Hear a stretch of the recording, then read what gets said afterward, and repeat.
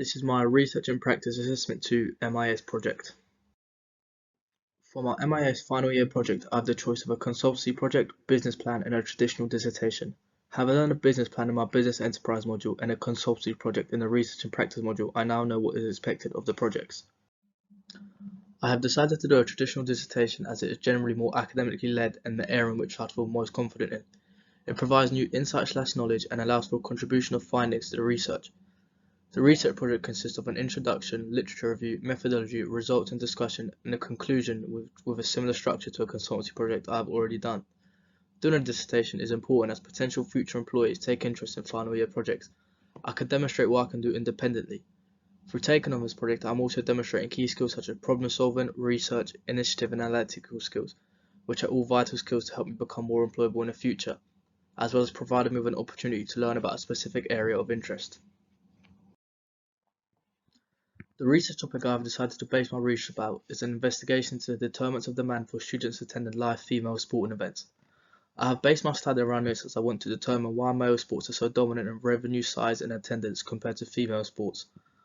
I am also interested in why students often support and watch their male sporting team, however pay little to no attention to the female sporting team of the same club. My three main objectives of this study are to investigate key motivational factors for a student to attend a sporting event, to investigate why women's sports have significantly smaller following than male sports, and to determine whether competitive balance has an impact on people attending sport. By finding out these three objectives, I feel like I can gain a better understanding into the reasons people do not attend live female sporting events. Some of the key authors on this study involve Rottenberg and Neal, Forrest and Simmons, Bordel and MacDonald, and Funk et al., where discussion around fan interest and motivation is a key topic to understand and why sport consumers act in a way they do. There is a need for a study regarding female sports in general. Little research has been done around female sporting events and how more people can be attracted to live events, in comparison to male sports where hundreds of studies have been done around every sports sector. A study around the determinants of demand for female sport will be useful as the sporting events attract far less people than males one, which is one of the key issues. The theoretical explanation for the likes of Rottenberg suggests sporting teams need competitive balance. Therefore, if women's sporting leagues become more competitive, the demand for them could also increase. I feel like there is a gap in the literature for this topic, therefore my research can help in adding additional information finding towards female sports. The research will aim to achieve an understanding as to why students attend sporting events and what can make them attend female sporting events. As times are changing, the new generation must take an interest in female sport for it to continue to grow and become similar to male sport, hence why the study topic is narrowed down to students.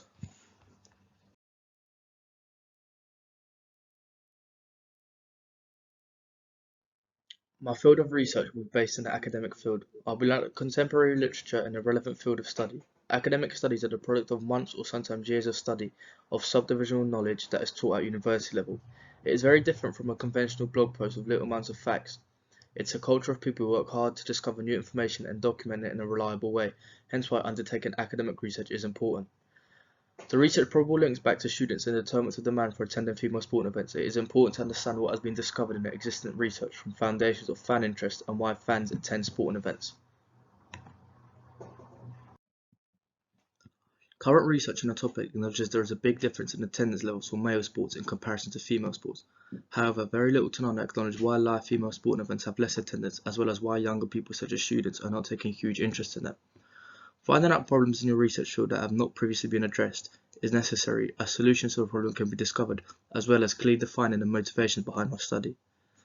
The study will aim to contribute to the discussion by finding out what attracts students to go watch female sports.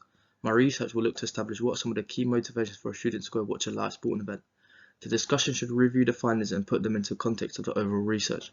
It will also contribute to the discussion by bringing together various sections and allowing other readers to see the connections and differences between different journal article findings.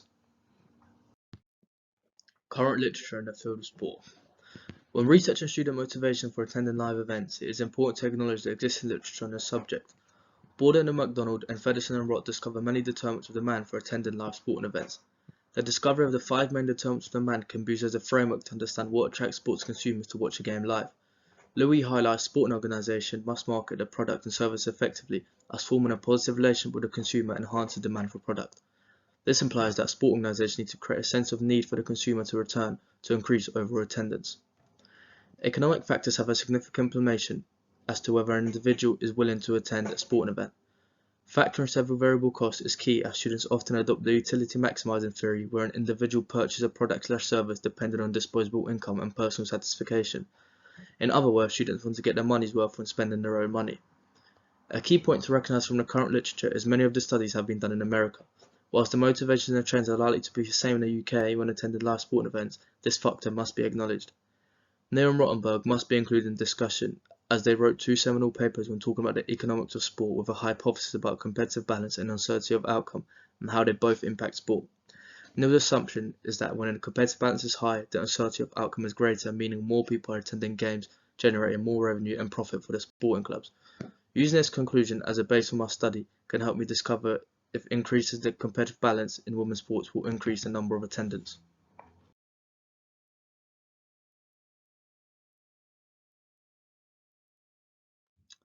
A research paradigm is the framework that a researcher will propose to use when conducting research. It helps to acknowledge how problems should be understood and treated. There are three main pragmatic approaches to research. Philosophical approach incorporates both quantitative and qualitative data, as well as drawing multiple conclusions from the research, ensuring the best opportunity of finding a reliable outcome. A constructive approach generally uses qualitative research, and knowledge is not considered an objective reality. Instead, approach looks to build knowledge and understanding to investigate issues. Finally, the post-positivism is most applicable to quantitative research, with a main focus on discovery of scientific fact-like results.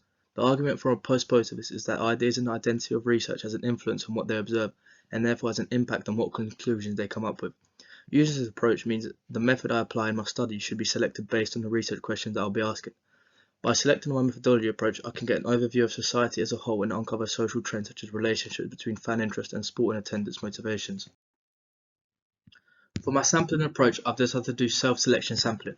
Self-selection sampling is a form of non-probability sampling where people can decide if they want to take part in an online questionnaire. The sample design must represent the target population for my study. Self-selection is good as it can reduce the amount of time necessary to search for appropriate units, which is useful as I only have around 6 months for my project. The people doing a survey are likely to be committed in taking part and provide more insight into the study, as they have decided to take time of their own day to participate in the survey. However, just like any other sampling method, a disadvantage of this approach is there is likely to be a degree of self-selection bias, which can lead to the sample not being representative of the population being studied. The reason for adapting this sampling approach rather than snowball or purposive sampling is mainly due to the time frame I'll have for my research project. The project will be done within 6 months to a year, and I simply might not have enough time to gain enough results from the participants meeting the criteria, giving me less accurate spread of results. The intended response rate will be around 100 completed surveys so that a better judgment of results can be gathered. The access to the sample will be gained through social media such as Facebook student groups that I'm already a part of, which consist of thousands of students from all over the country. The process of self-selection sampling consists of publicizing the needs for units and checking the relevance of the units. The research conducted with primary research will be collected using an online questionnaire. The method of this data collection is quantitative research. Quantitative research supports the analysis of data and turning responses into statistics to uncover patterns. For my study, I will create a questionnaire using Qualtrics and distribute it through online social media links, using my student groups on Facebook, Twitter and Instagram pages, as well as friends and connections. The questionnaire will include purposive questions, which will lead to helping me find out my research aims and objectives. From the previous assignment, we also done a questionnaire which helped with collecting our data. The questionnaire had a sensible amount of questions so the participant didn't get bored. The development of these questions was good and each one served the purpose. Following a similar approach for my questionnaire for my MAS project will be key, as I can interpret skills I've already learned and therefore create a good survey. In general, quantitative data collection has some limitations. A problem that tends to associate itself with quantitative data collection is social desirability bias. As with survey data, people often answer in accordance with what looks favourable, with over-reporting good behaviour and under-reporting bad behaviour, as well as reporting what they think is required rather than what they actually believe. The analysis of results focus on the specific areas of defining the key motivational factors for students to attend sporting events. Analysing data on whether increasing competitive balance in women's sports leagues can have an impact on attendance levels can be shown through tables and charts with investigation into the number of attendees willing to watch a live game when the uncertainty of outcome is greater. Collected data can be processed through SPSS, which is a statistical software that is used to process data gathered from the research questions. This software helps to format data to reveal patterns that could help formulate an explanation derived from the evidence as a start point to investigate further. Statistical tests can be utilized through SPSS to enable correlations and regressions in the data to be identified, allowing the researcher to draw conclusions from the results and found information. The program is very beneficial, however data analysis will still be needed after. By displaying the collected data through the use of tables and charts, they can create a visual comparison of multiple datasets in a clear format. Dukier et al. Suggests that in general, tables and charts are very simple, however they are an easy way to understand the data analysis and provide accurate communication. To summarize the key areas of the presentation, I will be focused on doing a traditional dissertation for my final year project, with concise aim and objectives to help me research the area of interest. The literature review will focus on relevant literature to the research topic. The methodology will help to collect the data and analyze it, completing my dissertation to a high standard.